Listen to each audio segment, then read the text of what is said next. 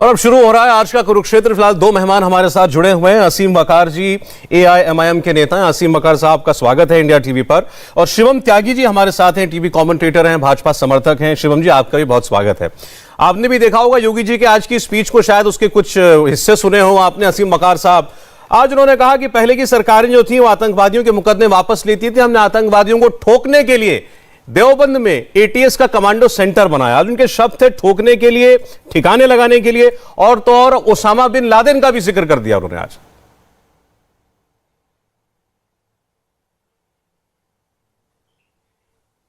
असीम वकार जी जी बोलिए। जी, अब आ रही है आवाज आपको? हेलो, हाँ आ रही है सर जी।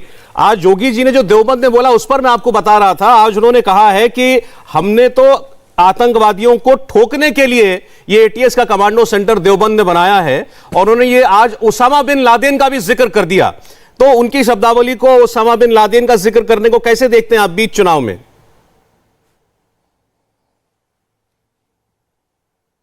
अब मसला ये है कि सर आसिम वकार कुछ बोलेंगे तो आप नाराज हो जाएंगे। अब चुनाव कोई जिन्ना पे लड़ रहा है और किसी का स्टार प्रचारक है ओसामा बिन लादेन और किसी का स्टार प्रचारक है पाकिस्तान, किसी का स्टार प्रचारक है इमरान खान, लेकिन देश के लोगों की बात कोई नहीं कर रहा। अब मैं अगर आपसे कहूं कि अगर आसिम वकार ये कह रहे हैं कि आपने एक ATS सेंटर बनाया है, आप 10 बना दीजिए, लेकिन वो गरीब आदमी जिसकी आमदनी कुल $2 की रोज की है, ₹150 कमाता है, उसका बच्चा पढ़ेगा कैसे? क्योंकि शिक्षा तो दे दी आपने माफियाओं के हाथ में। एक एक बच्चे की फीस आ रही है 5-5 हजार रुपए, 6-6 हजार, 8-8 हजार, 10-10 हजार। और जो 4.5 हजार वो महीना कमा रहा है, अगर उसके 2 बच्चे हैं तो 20 हजार रुपए, 18 हजार फीस कहां से लेके आएगा? अगर मैं ये बोलता हूं तो कहने के साहब ये पाकिस्तान के एजेंट हो गए। मैं अगर ये कह दूं कि साहब स्वास्थ्य फ्री होना चाहिए, मैं अगर ये कह दूं न्याय फ्री होना चाहिए, भाई 3 चीजों तो फ्री दीजिएगा। आप इतना टैक्स वसूल रहे हैं, टैक्स की लिमिट क्रॉस हो गई है। मतलब रोने पे टैक्स, इंटरटेनमेंट पे टैक्स, मरने पे टैक्स, कफन पे टैक्स, पानी पे टैक्स, सीवर पे टैक्स, सब्जी पे टैक्स, पॉलिथीन पे टैक्स, गैस पे टैक्स, पेट्रोल पे टैक्स। अब गिना रहा हूं टैक्स आपको। आप पिक्चर देखने जाइए उस पर टैक्स, आप कपड़ा पहनिए उस पर टैक्स, बिरयानी पकाएगा उस पर टैक्स, बिरयानी खाएगा उस पर टैक्स, पूरी पे टैक्स, आलू पे टैक्स, छोले पे टैक्स। कितना टैक्स लेंगे आप? जी। सड़क पे चल रहे हैं उस पर टैक्स, गाड़ी खरीद रहे हैं उस पर टैक्स, गाड़ी का रजिस्ट्रेशन करा रहे हैं उस पर टैक्स। देंगे आप कुछ नहीं, देंगे आप ओसामा बिन लादेन, देंगे आप जिना, देंगे आप पाकिस्तान। और अगर पूछ लो तो मैं पाकिस्तान का एजेंट हो जाऊंगा। सर ये चलने वाला नहीं सर। ठीक, आप कह रहे हैं मुद्दे पे आइए, मुद्दे की बात करें। कहां से आ गया ओसामा बिन लादेन, कहां से आ गया जिन्ना? वसूला जा रहा है तो भारत में वसूला जा रहा है। ठीक है। सुधांशु त्रिवेदी जी जुड़े हैं हमारे साथ, भारतीय जनता पार्टी के सांसद। सुधांशु जी, आपका स्वागत है। और डॉक्टर आशुतोष वर्मा, समाजवादी पार्टी के नेता भी जुड़ रहे हैं। डॉक्टर साहब, आपका भी स्वागत है। सुधांशु जी, अभी असीम वकार जी बोल रहे थे AIMIM से। इन्होंने कहा कि भाई किसी का समाजवादी पार्टी का प्रचारक जिन्ना हो गए और आपकी पार्टी के प्रचारक आज ओसामा बिन लादेन हो गए, जिनका जिक्र मुख्यमंत्री योगी आदित्यनाथ जी ने किया है देवबंद में। मुद्दे की बात करते नहीं, पाकिस्तान को बीच में ले आते हैं, अब ओसामा बिन लादेन को ले आए।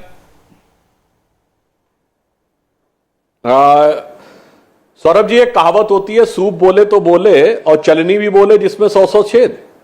मतलब जो पार्टी खुलेआम कहती है कि मुसलमानों की पार्टी होनी चाहिए, जो खुलेआम कहते हैं जिनके नेता कि योगी मठ में चले जाएंगे, मोदी जी पहाड़ पे चले जाएंगे, तब तुम्हें कौन बचाएगा, जो लोग खुलेआम कहते थे कि 15 मिनट के लिए पुलिस हटा लो, जो मुहतरमे मजलिस हैं, जो मुहाफिजे मजलिसे इत्तिहादुल मुसलमीन हैं, यानी मुस्लिमियों की एकता को समर्पित एक में वो सत्यनिष्ठ पार्टी, वो आके ये कहते हैं कि किसका हीरो कौन? अरे सबसे ज्यादा तो इनके दिल में हीरो है। मैं पहले भी बोल चुका हूं, मैं कहना चाहता हूं सौरभ जी, दोबारा उसको रिपीट करना चाहता हूं कि जिन्ना तो का साया है समाजवादी पार्टी पे और रूह है MIM में।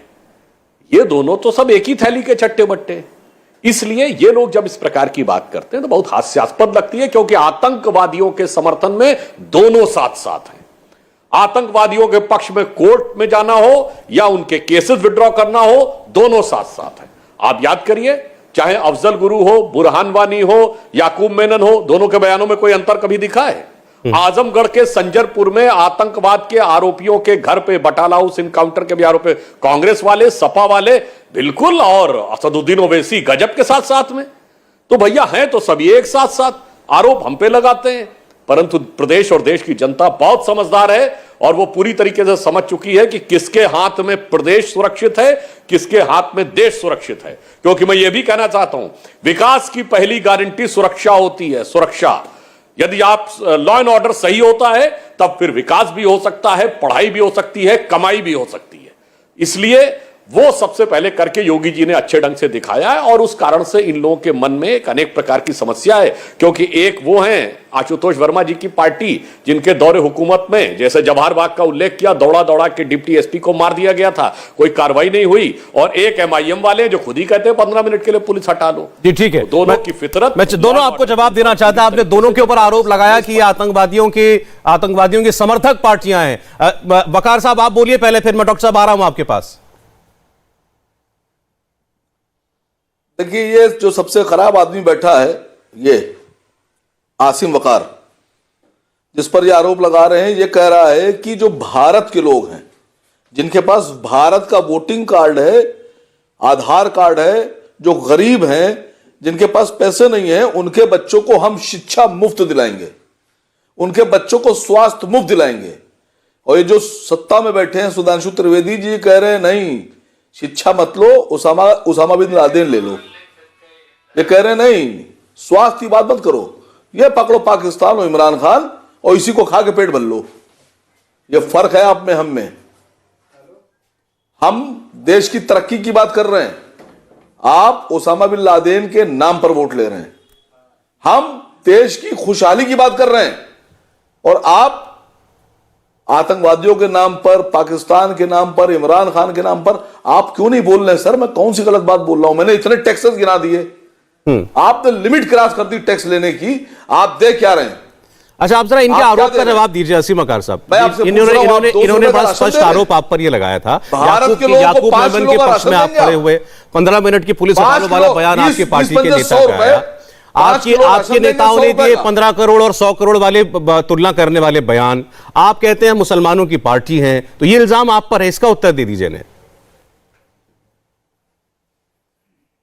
मुसलमानों की पार्टी होना क्या गुनाह कबीरा हो गया है? या भारत के संविधान में लिखा है कि नहीं मुसलमान पार्टी नहीं बना सकते? लेकिन सौरभ भाई, कभी आपने पूछा कि विश्व हिंदू परिषद क्यों बना? कभी आपने पूछा दुर्गा वाहिनी क्यों बनी? कभी आपने पूछा हिंदू युवा वाहिनी क्यों बनी? नहीं, आपका एतराज है इस पर? करिए एतराज।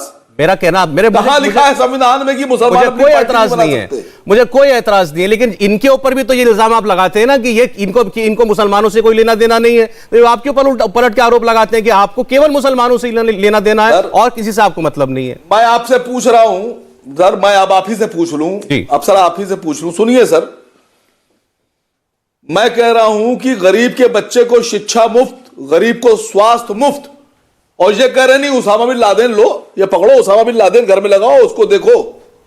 अब आप बताइए, उसामा बिन लादेन पे चुनाव होना चाहिए या मुफ्त शिक्षा पे चुनाव होना चाहिए, मुफ्त स्वास्थ्य पे चुनाव होना चाहिए? आपसे सवाल करा मैंने। मुफ्त शिक्षा, मुफ्त इलाज, गरीब आदमी को आर्थिक मदद, ये मुद्दे सबसे आगे होने चाहिए, सबसे आगे होने चाहिए। लेकिन इनका कहना है कि हम फिर सुरक्षा भूल जाएं क्या? आप बताइए इनको। मैंने तो कहा आपके सामने, इन्होंने कहा ना कि सुरक्षा के बिना किसी चीज का कोई मोल नहीं है। बहरहाल एक मिनट, डॉक्टर आशुतोष भी बोल रहे, फिर मैं आता हूं सुधांशु जी। धन्यवाद सौरभ जी। सुरक्षा की आपने बात बोली और मुझे लगता है कि भारतीय जनता पार्टी सुरक्षा के दावा करती है। ये वही सरकार है जिसके आईपीएस वैभव कृष्णा जी ने एक प्रेस कॉन्फ्रेंस की थी और कहा था कि 50-50 लाख से लेकर 1.5 करोड़ रुपए तक की पोस्टिंग का जो है एसपी का खेल उत्तर प्रदेश में चल रहा था। ये हिंदुस्तान में पहली बार किसी आईपीएस अधिकारी ने किया था। ये वही सरकार है जिसके अंदर एक आईपीएस फिलहाल सरकार बनने के बाद से अब तक भगोड़ा घोषित है, अभी तक फरार चल रहा है। ये वही है जिसमें सुबोध कांत की हत्या हो जाती है। ये वही है जो बाबा जी का विकास देखने गोरखपुर गया और पुलिस ने ठोक दिया। तो जो ठोकने की नीति से आया है वो सुरक्षा की बात करते, ये हास्यास्पद है। देखिए सौरभ जी, ये उत्तर प्रदेश जो है अमीर खुसरो, तुलसीदास, भारत भूषण, कबीर दास, सूरदास, दुष्यंत कुमार, निजामुद्दीन औलिया की धरती है। इसमें इस तरीके की बातें करना, ठोक देना, हिंदू मुस्लिम के बीच में बनस्पत करना, ये अपने आप में बेईमानी है। मुख्य मुद्दा वही है जो आप कर रहे हैं कि पढ़ाई सस्ती हो, सिंचाई मुफ्ती हो। अगर आप सरकार चुनी जाती है और 24 करोड़ की जनता आप मूलभूत उसका बदलाव नहीं कर पाते हैं, तो इस तरह की बातों का कोई मतलब नहीं है। सरकारें आती हैं, जाती हैं, विकास होता है, लेकिन क्या उनके अंदर हुआ? आज हम लोग गाड़ी चलाने के लिए मोहताज हैं कि 100 रुपए का हम लोग पेट्रोल और डीजल बोल रहे हैं और ये बात कर रहे हैं। मतलब ये अपने आप में है। 200 रुपए का आपने कभी सोचा था 200 रुपए लीटर का आप कड़वा तेल खरीदेंगे? ये बड़े लोग होंगे भाई, कॉर्पोरेट जलाने के लोग हैं, ये कर सकते हैं। हमारा गरीब आदमी नहीं कर सकता है, और उसके अंदर वो बात है। जी ठीक। सुधांशु त्रिवेदी जी, आपकी बारी। सवाल आपसे बार बार एक ही हो रहा है कि जो ओसामा बिन लादेन कह देना या ठोकने वाली बातें, ये सब सॉफ्ट ट्रिगर्स हैं। ये चुनाव के अंदर सब जानते हैं इनका इस्तेमाल कैसे किया जाता है और इसका क्या प्रभाव पड़ता है जनता के ऊपर, खासतौर पर आपके समर्थक के ऊपर, सब कुछ चुनाव के लिए। आप देखिए, मैं दोनों की बातों का जवाब देता हूं। असीम वकार साहब ने कहा कि शिक्षा की बात होनी चाहिए, गरीब को अनाज की बात होनी चाहिए। जनाब, 2 साल से देश के 80 करोड़ गरीबों को, सिर्फ उत्तर प्रदेश नहीं, देश के 80 करोड़ गरीबों को मुफ्त राशन दिया जा रहा है। आयुष्मान भारत में जिसके पास इलाज कराने की हैसियत ना थी, 5 लाख रुपए तक का इलाज उसके परिवार के व्यक्ति का प्राइवेट अस्पताल में भी हो सकता है। सर्व शिक्षा अभियान को हमारी सरकार ने सर्वस्पर्शी, सर्वव्यापक स्तर तक पहुंचाया है। हां, अब मैं जवाब देता हूं। असीम वकार साहब कह रहे थे गरीबी इससे लड़ो। ये बताइए साहब, हैदराबाद में तो 30-40 साल से आप लोगों की हुकूमत है, वहां एक दिन के लिए बीजेपी की सरकार नहीं रही। गरीबी की बात करते हैं, पूरे भारत में सबसे ज्यादा किस्से आते हैं कि हैदराबाद में गरीब मुस्लिम लड़कियां अरबी शेखों के द्वारा खरीदी जाती हैं, कभी रुकवा पाए? और सौरभ जी, किसी एमआईएम के नेता का बयान उन अरबी शेखों के खिलाफ हो तो बताइए। मुस्लिम समाज की लड़कियां बेच दी जाती है 10-10, 12-12 साल की, और तमाम प्रकार की इस ढंग की न्यूज सोशल मीडिया से लेकर और अखबारों में हम लोगों ने बहुत जमाने से पढ़ी है। तो अपने जिसकी इत्तेहाद की बात करते हैं, उस समाज के गरीबी पर तो ध्यान नहीं, उसके साथ हो रही इतनी जुल्म और ज़यालत के ऊपर ध्यान नहीं, और उत्तर प्रदेश में आके भाषण देते हैं। और आशुतोष वर्मा जी ने जिस प्रकार की बात कही, देखिए साहब, पेट्रोलियम की बात, आशुतोष वर्मा जी आप डॉक्टर हैं, पढ़े लिखे हैं, आपको पता है कि इस समय जो ग्लोबल क्राइसिस है वो इतनी बड़ी है कि भारत ने पहली बार अपना पेट्रोलियम रिजर्व खोला है। चलिए, भारत के लिए आप भारत सरकार को दोष दे देंगे। अमेरिका ने पहली बार अपना ऑयल रिजर्व खोला है। मैं चुनौती से आपसे कहता हूं, कोई वर्ष बता दीजिए जिस वर्ष में अमेरिका ने कभी अपना ऑयल रिजर्व खोला हो। इसके बावजूद मैं दर्शकों से कहता हूं, जाके वो चेक कर लें। चूंकि पेट्रोलियम पर कंट्रोल 2010 में खत्म हो गया था, डीजल पर अक्टूबर 2014 में खत्म हो गया था। आज जाके चेक कर ले, एलपीजी सिलेंडर जनवरी 2014 में कितना था, हमारी सरकार आने से पहले 1241 रुपए, आज अभी भी उससे कम है। इसलिए इन परिस्थितियों के ऊपर जो आप बात कर रहे हैं, हम ईमानदारी से कह रहे हैं, सरकार ने टैक्स घटा के, सिर्फ टैक्स घटाने के अलावा सरकार के पास कोई चारा नहीं है नियंत्रण करने का। जब तक इनकी सरकार थी तब तक आप मूल्य का नियंत्रण कर सकते थे, अन्यथा प्रबुद्ध व्यक्ति है। अच्छा ठीक है सुधांशु जी, फिर ये सब आपने जितना कुछ गिनाया, इतना सब आपकी सरकार ने किया, खास तौर पर पश्चिमी उत्तर प्रदेश में ओसामा पे भी आ, हाँ ओसामा, और वो भी देवबंद में खड़े होकर। और इतना ही नहीं, उसके बाद मुख्यमंत्री ने यह भी कहा, अगर आसपास के इलाके में कोई भी बाहर निकलने की कोशिश करेगा, आसपास के इलाकों में अगर कोई हरकत होगी तो ठोक देंगे। तो देवबंद में ही आसपास के इलाके वाली बात क्यों कर रहे हैं? हाँ, वो मैं बता रहा हूं, इसलिए कि ये वही उत्तर प्रदेश है और ये वही देश है जहां ओसामा जी बोला गया है। लोग भूल गए होंगे, भारत की सबसे बड़ी मस्जिद के इमाम, जामा मस्जिद के इमाम ने बोला था 15-16 साल पहले, हां ओसामा बिन लादेन मेरा आदर्श है। मैं एलानिया कहता हूं, ना कोई सेकुलर जमात बोली, ना उन पे कोई कार्रवाई हुई।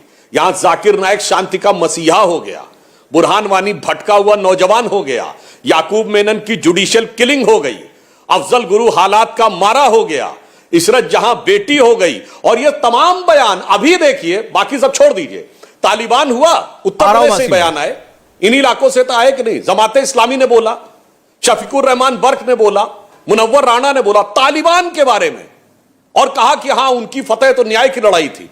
अब आप बताइए इस ढंग की मानसिकता के साथ किस ढंग से डील करना चाहिए, यह मुझे बता दें इनमें से जो कोई भी बैठा हो। ठीक है, असीम बकार जी, फिर शिवम जी आपके पास में आता हूं। पक्ष में बोलने वालों को सख्ती से डील करना चाहिए या नहीं? असीम बकार जी,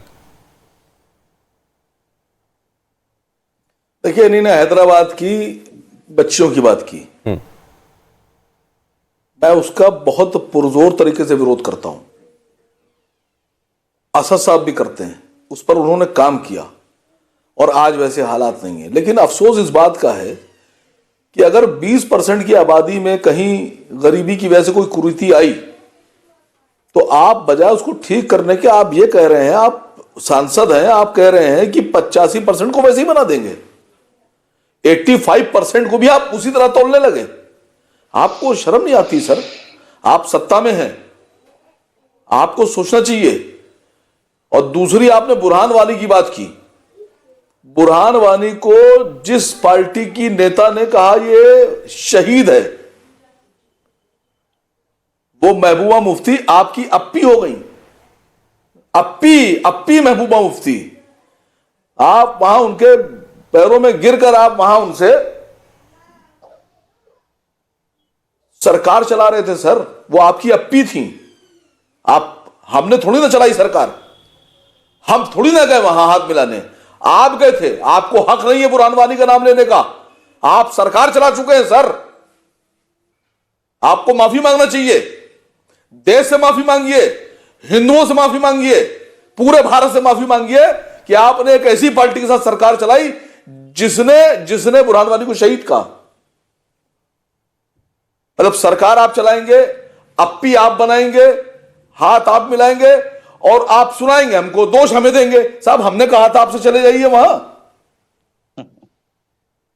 मैं तो आपसे कह रहा हूं शिक्षा मुफ्त कीजिए। 8-8, 10-10 हजार की फीस जा रही है, आप बोलने में तैयार नहीं सर। आप ऑफिशियली प्रवक्ता भी हैं, राज्यसभा सांसद भी हैं, आप बहुत करीब हैं प्रधानमंत्री जी के और रक्षा मंत्री जी के। आपको चाहिए भी खट से कहते हैं आसिम बकार, कल से मैं बात करूंगा और शिक्षा के ऊपर लोकसभा में बहस लेके आऊंगा और सारी फीस माफ कर दी जाएगी। बोलिए आप। ठीक है, नहीं, लेकिन इनका जो एक कहना था कि क्या ऐसे आतंकवादी तत्वों के खिलाफ सख्ती होनी चाहिए, नहीं होनी चाहिए, इस पर क्या दो राय है कहीं पे? सर, रोक कौन रहा है? ठीक है, कौन रोक रहा है? मैं कह रहा हूं कि शिक्षा दीजिए। आपने कहा, आपने 80 करोड़, सुनिए, 80 करोड़ लोगों को आपने मुफ्त में राशन दे दिया। अब आंकड़े पे बात कर लीजिए। ठीक है, 80 करोड़ लोगों को आपने महीने में 100 रुपए का राशन दे दिया, 8,000 करोड़ रुपए का हुआ। और 4,000 से ज्यादा करोड़ रुपए खाली पेट्रोल पे डेली कमाई किया। अच्छा, चलिए, ठीक है असीम, 4,000 करोड़ रुपए आपने इनका कई बार नाम लिया है। शिवम, आप बहुत देर से वेट कर रहे हैं, मैं सुधांशु जी का कमेंट लेकर आपके पास में जरूर आऊंगा। बहुत देर से वेट कर रहे हैं। इतनी कमाई डीजल पे की। सुधांशु जी, आप एहसान कर रहे हैं सर, 100 रुपए का राशन भीख में दे रहे हैं। ठीक है असीम बकार साहब, क्या आपने कहा? ठीक, सुधांशु जी, बस एक लाइन बोल देता हूं। एक तरफ महंगाई की इस ढंग की बातें कर रहे हैं, आशुतोष वर्मा जी कह रहे हैं 200 रुपए लीटर तो तेल हो गया, और असीम बकार कह रहे हैं सारा राशन 100 रुपए में आ गया। तो गजब का तर्क देते हैं ये लोग अपनी अपनी बात को सत्य सिद्ध करने के लिए। यानी जितने जितने किलो राशन दिया जा रहा है वो सब 100 रुपए में आ गया, और दूसरी तरफ आशुतोष वर्मा जी कह रहे हैं कि साहब इतने रुपए में तो इतना सारा इतने रुपए में मिलता है। ये अपने आप में दर्शाता है कि ये लोग तथ्य और सत्य से कितना दूर है। मगर आपने देखा आतंकवाद के विषय में मौका दीजिएगा, उस पर चुप्पी साध गए। आपने असीम बकार सही कहा, क्यों नहीं ओवैसी जी ने यह बयान दिया कि मुसलमानों में शिक्षा कम है, उन्हें आगे बढ़ना चाहिए।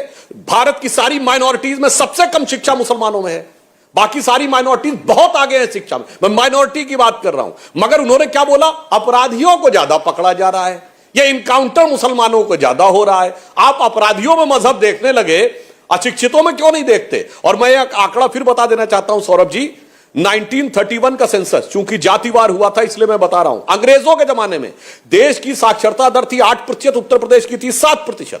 हिंदू समाज में सबसे पढ़ी लिखी कम्युनिटी थी ब्राह्मण, उसकी संख्या थी 15%, राजपूतों की थी 13% और सैयद मुसलमान की थी 24% उत्तर प्रदेश में। राष्ट्रीय साक्षरता से 3 गुना। उसके बाद काहे नीचे हो गए भाई? पारसी आगे बढ़ गए, जैन आगे बढ़ गए, सिख आगे बढ़ गए, क्रिश्चियंस में भी बहुत अच्छा एजुकेशन का स्तर है। अब आप न पढ़े इसका कोई इलाज नहीं है साहब। नहीं सुधांशु जी, लेकिन एक समाज की अपनी जिम्मेदारी होती है, ये बात तो सही है, लेकिन इसमें क्या सरकारों का कोई रोल नहीं है? अगर समाज का कोई हिस्सा पीछे रह गया है किसी भी पैमाने पर, तो उसको उठाने की जिम्मेदारी क्या सरकारों की नहीं है? बहुत अच्छी बात आपने कही। जानते क्यों पीछे रह गया?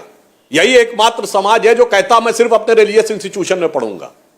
जैन नहीं कहते सिर्फ जैन मंदिर में पढ़ूंगा, पारसी नहीं कहते सिर्फ पारसियों के उसमें पढ़ूंगा, इवन क्रिश्चियंस भी नहीं कहते कि हम कॉन्वेंट में ही पढ़ेंगे, ये कहते सिर्फ मदरसे में पढ़ेंगे। और जब मदरसों का मॉडर्नाइजेशन करने की हमने कोशिश की, मैं वाजपेयी सरकार की बात कर रहा हूं, हमने कहा भाई मैथ्स, फिजिक्स और सोशल साइंस नॉर्मल सब्जेक्ट नहीं पढ़ा, साहब खिलाफ हो गए। योगी जी ने आके केवल यह कहा कि मदरसों में रजिस्टर्ड छात्रों की संख्या दे दो। अरे साहब ये हो रहा है। तो हमने तो कोशिश की कि जो तबका पीछे रह गया है, मगर याद करिए आरिफ मोहम्मद खान साहब ने कहा था, राजीव गांधी जी की सरकार के जमाने में उस समय के बड़े केंद्रीय मंत्री ने यह शब्द प्रयोग किया था कि मुसलमान गटर में पड़े रहना चाहते तो पड़े रहने दो।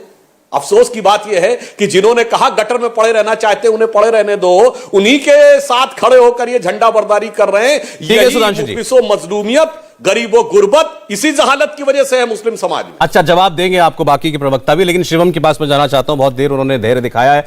शिवम, सीधा सा सवाल है, उत्तर प्रदेश में देवबंद में योगी जी जाएं, वहां पर ठोक देंगे वाली बात कह दें कि ओसामा बिन लादेन की तरह आतंकी को ढूंढ कर ठिकाने लगाएंगे, ये सब एक सोची समझी आपकी स्ट्रेटेजी है, पोलराइजेशन कराना है, और पश्चिम यूपी में जरूरी है क्योंकि जाट और मुसलमान एक ना हो जाए।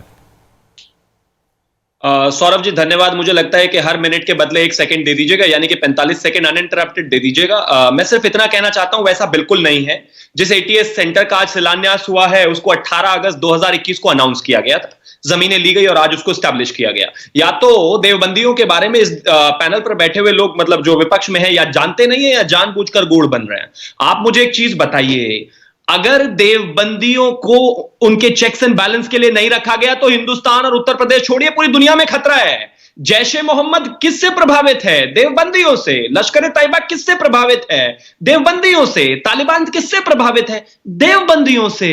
इनकी जो फिलॉसफी है इस्लाम को प्रोपेगेट करने की, वो बेहद ही खतरनाक है। मैं एग्जांपल के तौर पे बताता हूं, 1994 में, और ये जो मैं डेटा आपको कोट कर रहा हूं, एआरसी कहता है 5 नवंबर 2009 को कि 1994 में यहां पर जैश ए मोहम्मद के जो सरगना थे वो आए, उन्होंने लगातार देवबंद से संबंध साधा, लगातार बात की, और उनका एजेंडा था कश्मीर में इस्लाम का राज स्थापित करना और वहां पर शरिया दिलाना।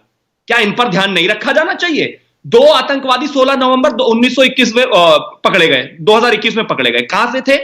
देवबंद के यहां से उठाए गए। इससे पहले शामली में कांड हुआ, आतंकवादियों का कनेक्शन कहां से मिला? देवबंद से मिला। और कुरान की तमाम आयतों को उन्होंने परपेचुएट कर रखा है, और मुझे पता है मेरे पास उतना समय नहीं है, वरना मैं उनको भी बोलता। महत्वपूर्ण बात यहां पर यह है, चाहे तालिबान हो, चाहे ओसामा हो, चाहे कोई भी आतंकवादी हो, इस देश में, देश से बाहर और दुनिया में, ये सभी के सभी कहीं ना कहीं देवबंदियों से इंस्पायर्ड है। इसी देश में तो क्यों चल रहा है देवबंद का मदरसा क्यों चल रहा है फिर शिवम? अगर जो बात आप कह रहे हैं इतनी स्पष्ट है और आंख को दिखने वाली बात है, सारे दुनिया के आतंकवादियों का रिश्ता आपने देवबंद से बना दिया, फिर तो पहला काम करना चाहिए किसी भी सरकार को कि बंद करे।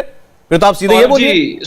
सौरभ जी, ये लोकतांत्रिक देश है। यहां पर आतंकवादी, कन्विक्टेड आतंकवादी को छुड़वाने के लिए 4 बजे कोर्ट खोले जाते हैं। इस लोकतांत्रिक देश में आदमी चाहे कुछ भी बोले, लेकिन उसको बोलने का अधिकार है। देश को गाली भी दे, देने का अधिकार है। और अगर सरकार उसको उठाकर अंदर डाल दे तो 50,000 लोग या 1 लाख लोग या पूरी कुछ पार्टियां उनके साथ खड़ी हो जाती हैं। लोकतांत्रिक देश में कुछ भी काम लोकतंत्र के हिसाब से होता है, लेकिन इसका यह बिल्कुल मतलब नहीं है कि जो सिचुएशन वहां पर है, जिस तरीके की किताबें उन्होंने छापी हैं, जिस तरीके से इस्लाम को परपेचुएट किया है, वो बेहद खतरनाक नहीं है।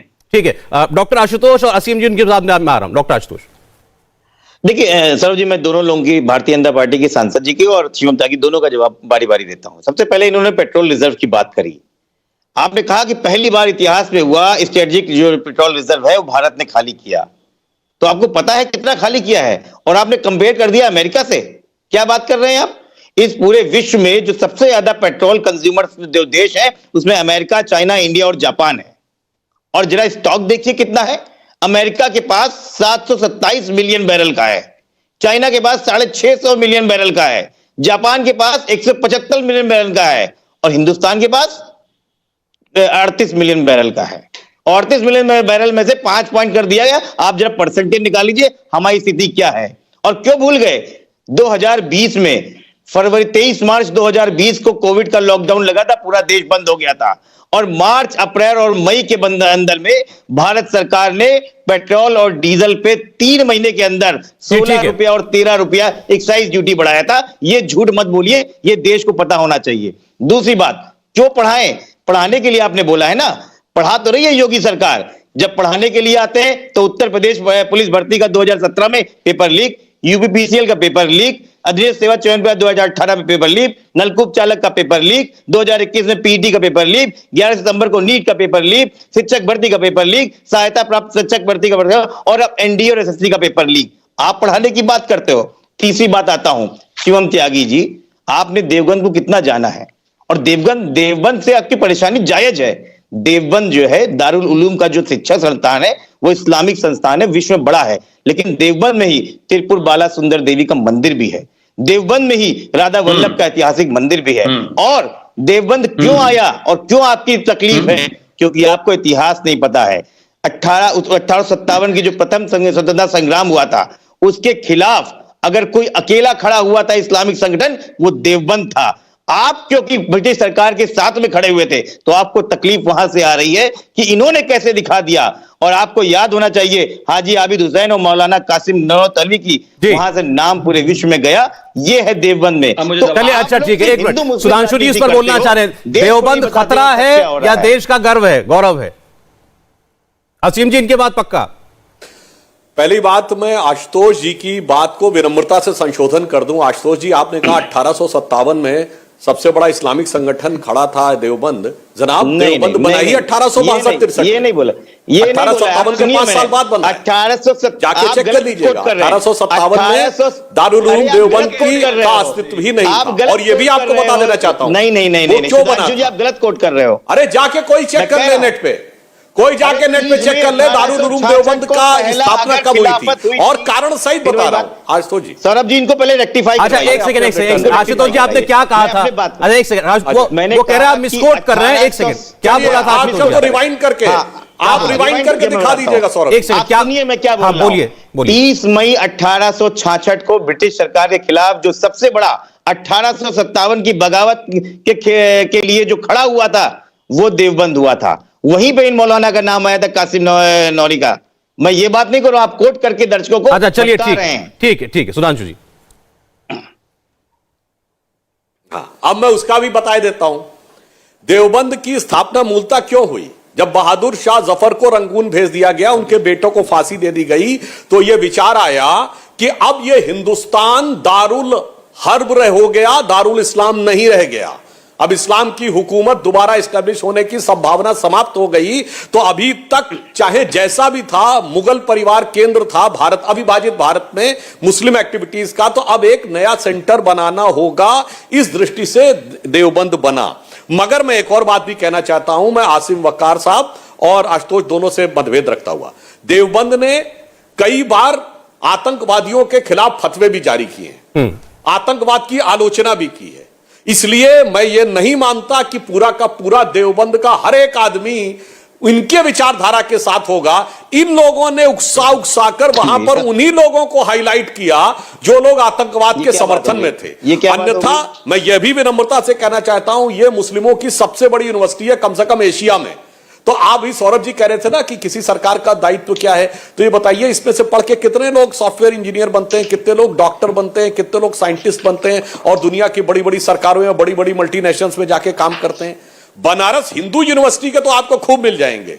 क्यों नहीं होता है ऐसा? हम तो चाहते हैं कि वहां लोग पढ़ें, लिखें, आगे बढ़ें। और मुसलमानों के 2 सबसे बड़े सेक्ट हैं, देवबंदी और बरेलवी, पूरे भारतीय उपमहाद्वीप में, पाकिस्तान, बांग्लादेश तक और अफगानिस्तान तक ये लोग पाए जाते हैं। इसलिए हम कहना चाहते हैं, अगर ये शिक्षा के उद्देश्य से बने थे, इल्म के मरकज के रूप में बने थे तो इल्म के मरकज के रूप में ही रहना चाहिए, इसमें क्या समस्या है? अच्छा, और चलिए, इल्म ठीक। के मरकज में तो सिक्योरिटी ज्यादा रहनी चाहिए। अच्छा, ठीक है। किसी यूनिवर्सिटी में भी हो तो अच्छा असीम वकार रहता है। साहब, दो सीधे से सवाल है आपके लिए।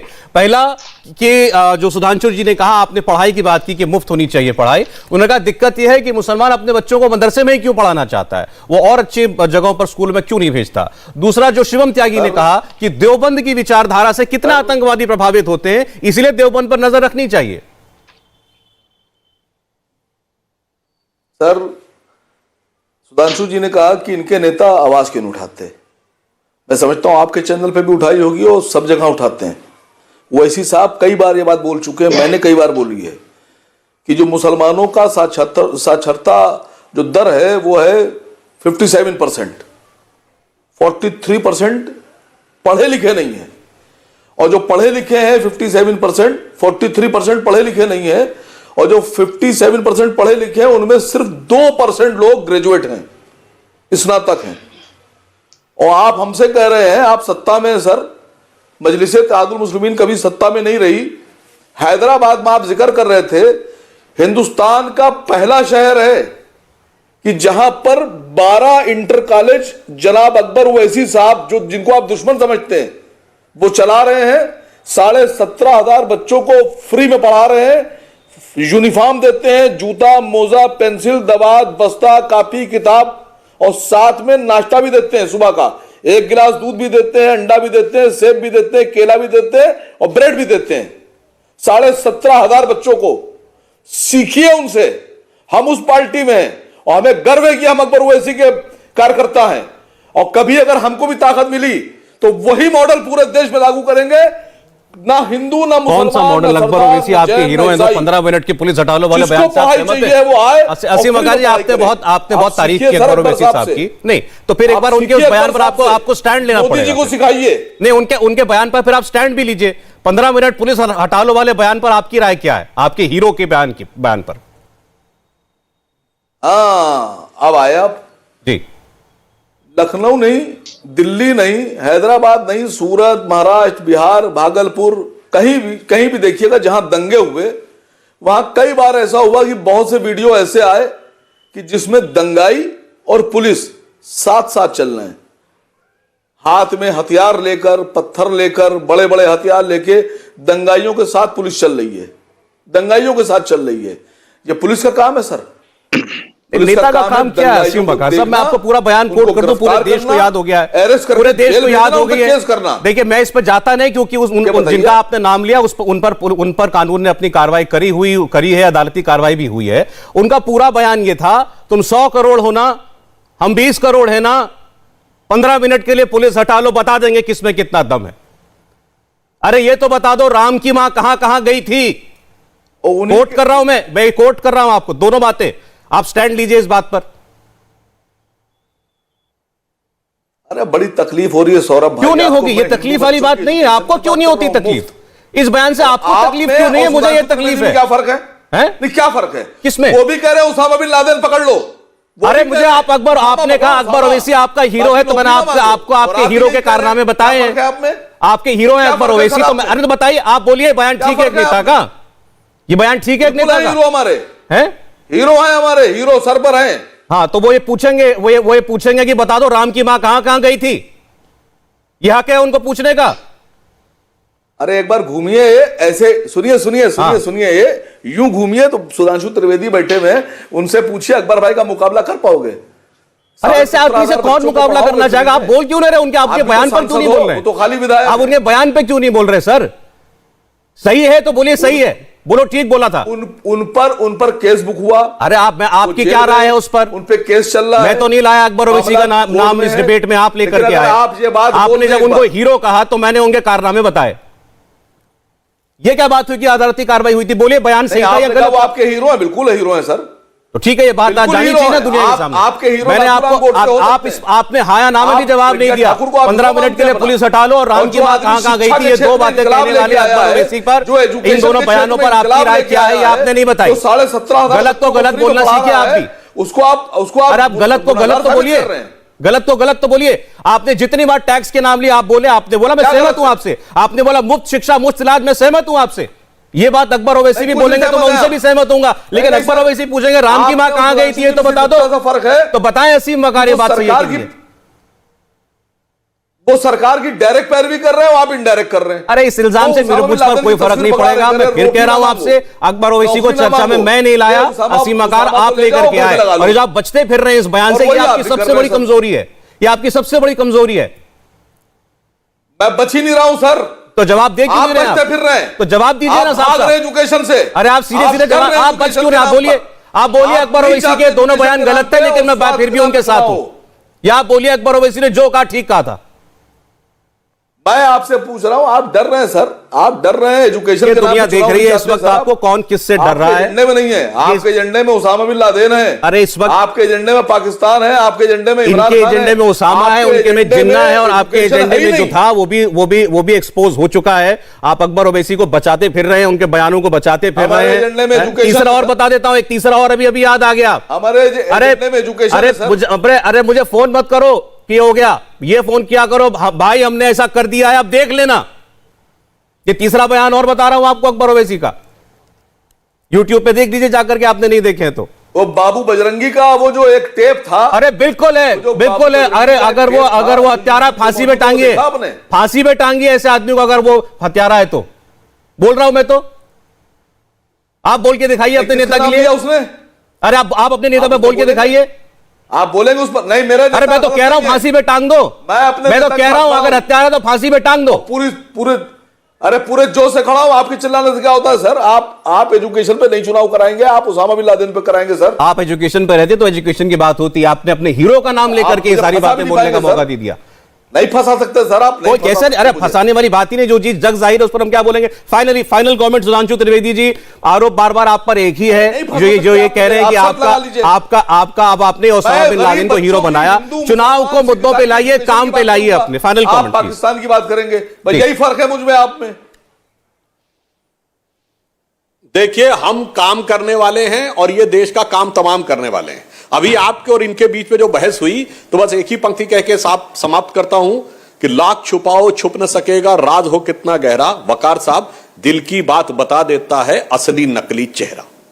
बहुत बहुत धन्यवाद सुधांशु त्रिवेदी, आशुतोष वर्मा जी, असीम वकार जी, शिवम त्यागी। कुरुक्षेत्र में इतना ही समय था। बहुत बहुत धन्यवाद। इंडिया टीवी हर वक्त हर जगह डाउनलोड करने के लिए सर्च करें India TV news Google play store या ऐप स्टोर पर।